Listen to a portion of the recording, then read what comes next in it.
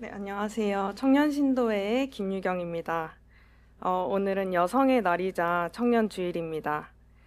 사실 오늘 예배를 준비하면서 그래도 청년주일인데 여성 한 명, 남성 한 명 세우는 것이 좋지 않겠냐는 이야기를 몇 차례 들었는데요.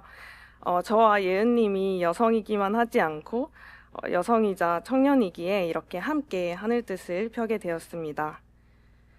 저는 IT 스타트업에서 마케터로 일하고 있습니다.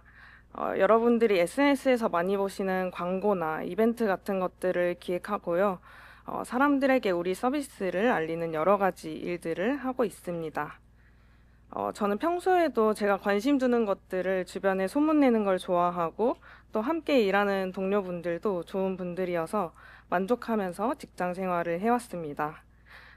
그런데 이렇게 좋아하는 일임에도 불구하고 어느 순간부터 일에 대한 즐거움보다 나다움을 잃어가고 있다는 생각이 자주 찾아오곤 했습니다.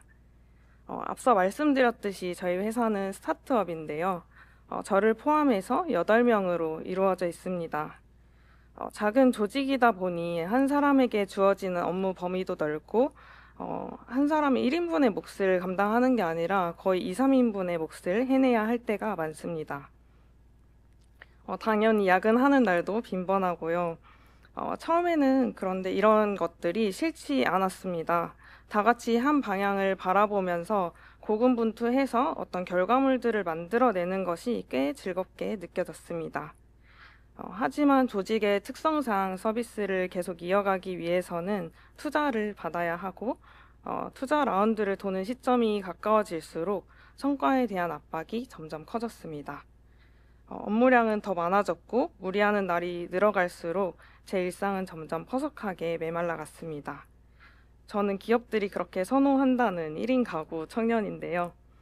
지금과 같은 패턴으로 일을 하면 집안 구석구석 청소를 하고 끼니를 직접 해먹고 적당히 운동도 하고 자기 개발도 하면서 친구를 만날 수 있는 그런 여력이 잘 없습니다. 대체로 이 중 무언가를 포기하면서 삶을 굴리는데요. 혹여 아프기라도 하면 이 모든 것을 다 놓게 되기도 합니다. 몇 달 전에 제가 늘 그렇듯 야근을 하다가 이제 목이 말라서 정수기에 물을 들어가고 있었습니다. 핸드폰을 보면서 걷고 있는데 텔레그램 알림이 보이더라고요.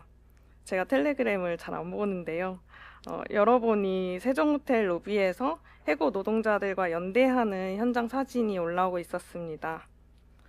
밀린 메시지를 거슬러 올라가 보니 누가 언제 그 자리를 지킬 것인지 연좌농성 순서를 정하는 메시지들도 보였습니다. 자기 순서가 아님에도 먹을 것이나 핫팩 같은 것들을 가져다 주시는 교우님들의 모습도 볼 수 있었습니다. 그 앞에서 저는 잠시 멈칫했습니다. 세상에는 자신의 욕망만을 추구하며 살아가는 사람이 있는가 하면 누군가 발붙이고 살아갈 땅이 되어주는 사람도 있는 것이었습니다. 신영철 문학평론가는 이런 말을 했습니다. 우리의 인생은 시간으로 이루어져 있기 때문에 누군가에게 내 시간을 내어준다는 것은 곧 내 생명을 내어주는 것이라고요. 제가 멈칫했던 이유는 바로 여기에 있는 것 같습니다.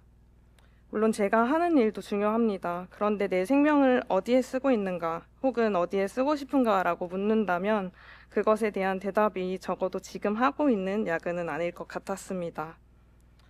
창세기 3장 19절에서 하나님은 아담에게 말씀하십니다. 너는 흙이니 흙으로 돌아갈 것이다. 흙으로 돌아간다는 것은 우리가 죽어서 갑자기 삶을 떠난다는 것을 의미하지 않습니다. 하나님과 자연스럽게 소통하던 에덴에서의 모습처럼 살지 못하고 하나님과 분리되어 일상의 순간이 자꾸 흙으로 돌아가는 것을 의미합니다. 저에게는 일에 매몰돼서 누군가의 기쁨에도 아픔에도 뜨뜻미지근했던 바로 그런 순간이었습니다. 여러분은 언제 내가 흙으로 돌아간다고 느끼시나요? 누군가에게 기쁜 일이 생겼는데 깨끗한 마음으로 축하하지 못할 때, 분주함에 쫓겨서 남들이 가진 것만큼 가지면 충분하다고 생각할 때, 눈앞에 보이는 것 너머를 헤아리지 않게 될 때, 그럴 때 우리는 조금씩 흙으로 돌아가고 있는지도 모르겠습니다. 그런데 창세기 2장 7절에는 이런 말씀도 있습니다. 여호와 하나님이 땅의 흙으로 사람을 지으시고 생기를 그 코에 불어 넣으시니 사람이 생명이 되니라. 하나님께서는 흙에 생기를 불어넣으시고 우리를 당신의 형상대로 창조하셨습니다. 그래서 우리가 하나님을 감각하지 못하고 그저 흙이 되는 그 순간에도 우리를 찾아오셔서 삶을 새롭게 하십니다. 그런데 곰곰이 생각해보면 그런 순간들은 우리에게 종종 찾아오는 것 같습니다. A와 B 중 무언가를 선택해야 할 때 A를 고르는 게 너무나 합리적인데 어쩐지 마음의 거리낌을 느낄 때가 있지 않으신가요? A를 선택한다고 대단히 큰 문제가 생기지도 않고 남들은 고민도 하지 않는데 말입니다. 한참을 갈등하다 못내 B를 선택하는 것이 때때로 우리를 더 자유롭게 하는 것은 왜일까요? 정수기 앞에서 교우님들의 사진을 보고 멈칫했던 순간 저는 흙으로 돌아갈 것인지 아니면 이웃과 함께하는 기쁨을 누릴 것인지 선택할 수 있는 기회 앞에 놓여 있는 것 같았습니다. 정혜윤 작가는 슬픈 세상의 기쁜 말이라는 책에서 이렇게 말합니다.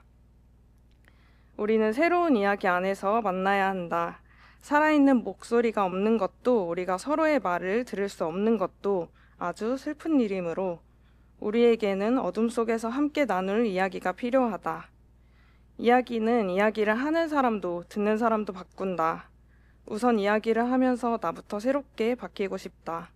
나의 누이는 너의 누이가 되고 나의 전투는 너의 전투가 되고 너의 이야기는 나의 이야기가 되고 너의 슬픔은 나의 슬픔이 되고 그리고 다음번에는 우리 정말로 더 잘 사랑해야 한다. 처음에 사랑했던 것보다 더 많이.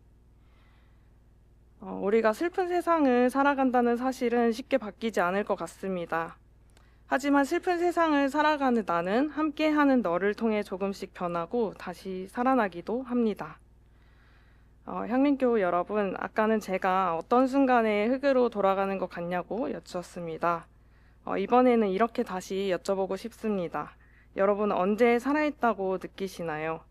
혹은 누군가로 인해 내가 살아있다고 느껴본 적이 있는지 잠시 눈을 감고 10초만 생각해 봅시다.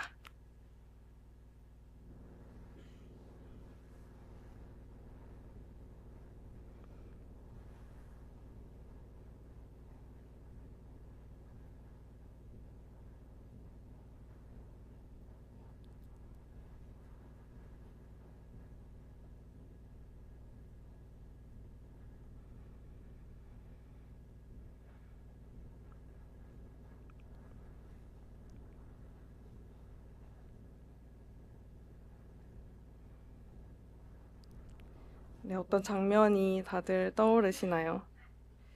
네, 나를 살아있다고 느끼게 하는 그 말, 그 눈빛, 그 행동으로 여성이 또 청년이 살아있다고 느끼게 하는 향림교우 여러분 되시길 축복합니다.